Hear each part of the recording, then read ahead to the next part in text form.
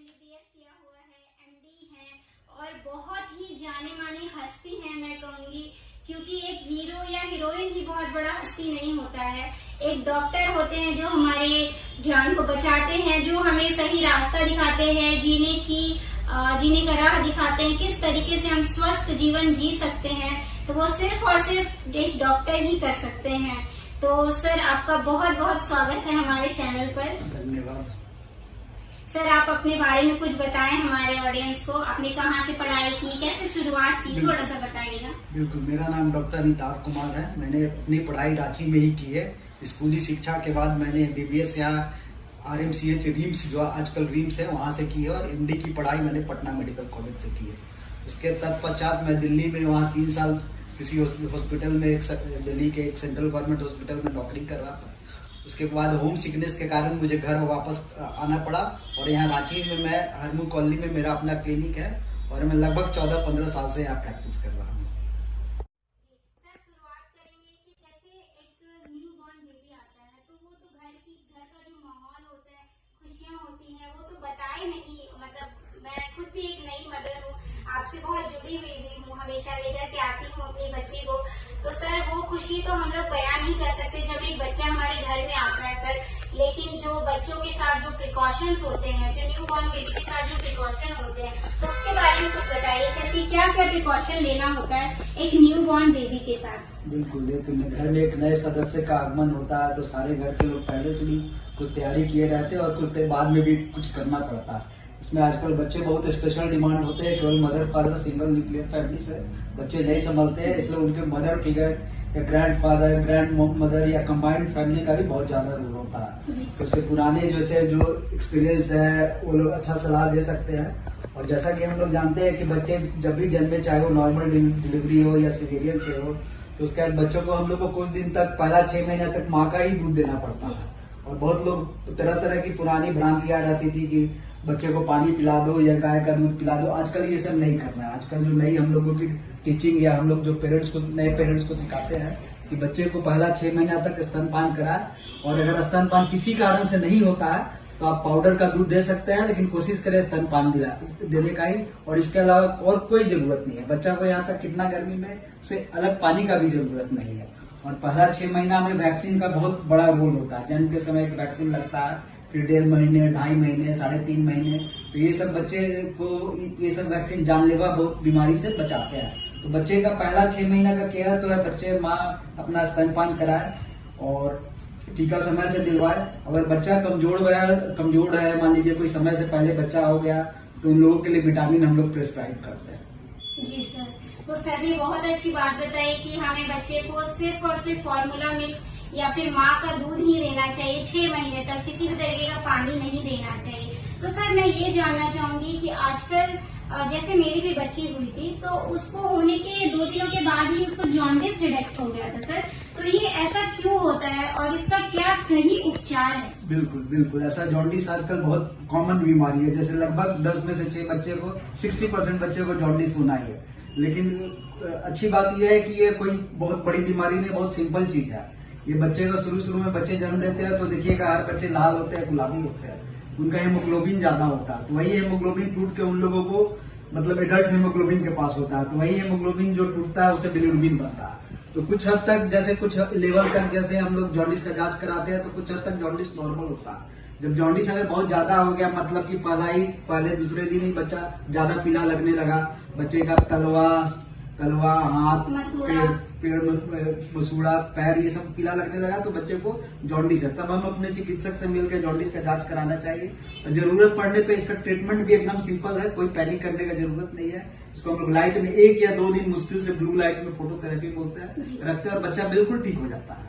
और अधिकतर केस में तो कोई जरूरत ही नहीं, केवल हम लोग को देखना रहता है कि बच्चे 3रा दिन, 14 दिन ज्यादा पीला तो नहीं हो रहा। और आंख और फेस में अगर बच्चे का पीलापन नजर आए तो कोई घबराने की जरूरत नहीं, और कोई ट्रीटमेंट का जरूरत नहीं है।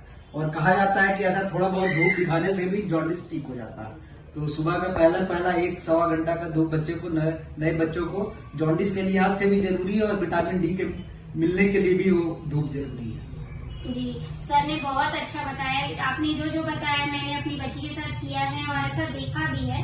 तो सर एक और बात मैं पूछना चाहूंगी कि जैसे बहुत सारे बच्चे जब नवजात शिशु होते हैं तो उनको इन्फेक्शन कैसे हो जाता है सर, क्योंकि वो तो जस्ट अभी निकले हैं। बिल्कुल, तो उनको इन्फेक्शन कैसे हो जाता है? बिल्कुल, इन्फेक्शन दो कारणों से हो सकता है। एक तो जब पेट के अंदर बच्चा था और जब एक बच्चा पेट के बाहर है, तो पेट के अंदर कभी कभी ऐसा होता है कि आप लोगों ने सुना होगा कि मदर का बच्चे का पानी लीक कर गया।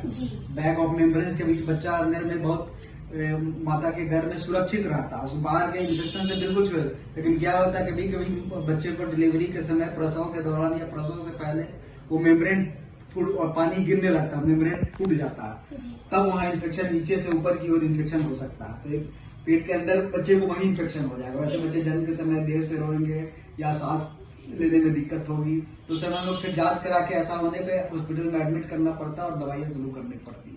दूसरे तरह से जॉन्डिस ये दूसरे तरह से इन्फेक्शन इस तरह से होता है कि बच्चे बाहर ठीक ठाक निकले, लेकिन जो केयर गिवर्स है जैसे मदर है या घर में और मेंबर्स है या घर में कितने आजकल नए पेरेंट्स लोग कोई मेड को रख देते हैं बच्चे का केयर, तो वो साफ सफाई नहीं, हाइजीन ठीक नहीं होने के कारण बच्चों को इन्फेक्शन जल्दी हो जाता है। क्योंकि बच्चों की इम्यूनिटी, न्यूबॉर्न बच्चे की इम्यूनिटी कम होती है, अभी वैक्सीन भी उसको सारे नहीं लगे होते हैं और बच्चा बड़ा नाजुक होता है। जैसे हम लोग को इन्फेक्शन, हम लोग सब इन्फेक्शन से एक्सपोज हो चुके हैं, बच्चा अभी नहीं हुआ है, तो उसी को जल्दी इन्फेक्शन होने का चांस है। तो हम लोग साफ सफाई का जितना ध्यान रखें, हाइजीन का जितना ध्यान रखें, तो बच्चे कम इन्फेक्ट होंगे जी, और कम बीमार भी पड़ेंगे। बिल्कुल। ये सवाल भी करना चाहूंगी कि जो पुराने दादा दादी और पुराने जो बुजुर्ग होते हैं वो कहते हैं कुछ बातें, जैसे कि बच्चों को काजल लगाना चाहिए, उससे नजर नहीं लगेगी, या बच्चों को पाउडर लगाना चाहिए, बच्चे गोरे दिखेंगे, या बच्चों की खूब जोर से मालिश करनी चाहिए और नाभि में तेल डालना चाहिए, कान में तेल डालना चाहिए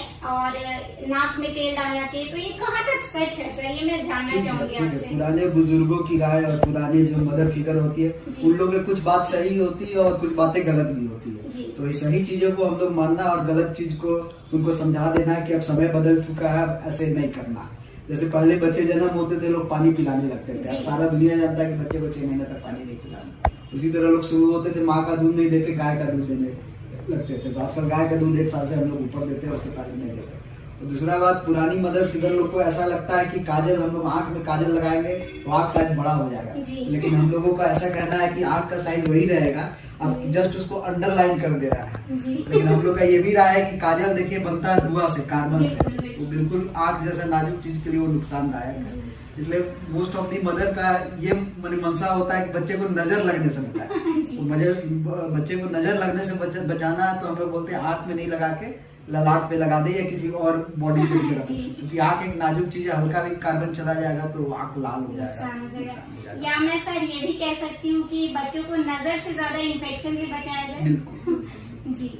तो सर अब हम बात करेंगे, ये तो रही 6 महीने की जर्नी जो बच्चों की होती है, तो अब 6 महीने के बाद की जर्नी के बारे में बताइए, कैसे बच्चों को खाना दे सकते हैं, टिथिंग होती है उस समय, तो क्या क्या करना चाहिए सर, उसके बारे में बताइए। बिल्कुल, 6 महीने के बाद बच्चे का ट्रांजिशनल फेज चालू हो जाता है। अब 6 महीने के बच्चे को जैसे अभी तक माँ का दूध या गाय का दूध, ये पाउडर का दूध से काम चल रहा था, गाय का दूध तो 1 साल से पहले नहीं देना। 6 महीने के बच्चों को अब से ये दूध से काम नहीं चलेगा। अब उसको दांत आने का भी एज हो चुका है, 6 महीना से दांत आने की प्रक्रिया चालू हो जाती है और 9 महीना से 1.5 साल तक पूरे दांत कभी भी आ सकते हैं, ऊपर और नीचे का। तो इसलिए बच्चों को कुछ चबाने या कुछ खाने का इच्छा करता है, तो हम लोग को सिर्फ लिक्विड फूड से काम नहीं चलेगा, हम लोग को सेमी सॉलिड फूड या लिक्विड फूड से शुरू करते करते धीरे धीरे सॉलिड की ओर जाना है। तो पहला 6 महीना के से जब बच्चे का हो जाता है तो हम लोग उनका अन्नप्राशन करके अपना भोजन शुरू करवाते हैं।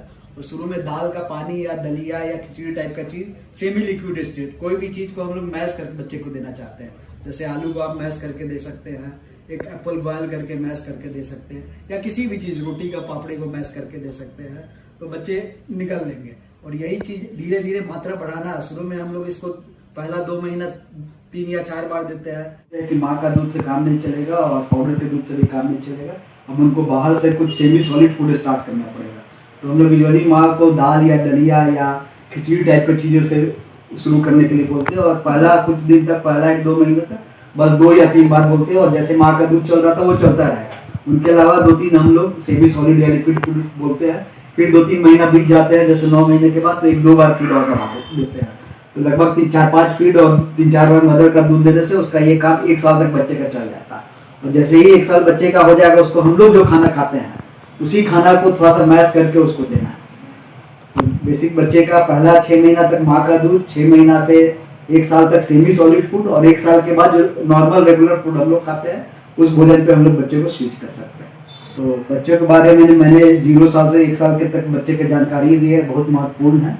माता लोग इसको सुने और ध्यान से अमल में करें तो बच्चे को कोई दिक्कत नहीं होगी। इस चैनल पे मुझे बुलाने के लिए बहुत बहुत धन्यवाद। Thank you so much sir, मेरे चैनल पर आने के लिए और इतने अनमोल वचन हमें बताने के लिए, क्योंकि एक एक बात सर का बहुत बहुत अनमोल है, गोल्डन वर्ड्स है। तो मैं होप करती हूँ आप लोग इस चैनल को लाइक कीजिएगा, शेयर कीजिएगा, सब्सक्राइब कीजिएगा और देखते रहिए। धन्यवाद।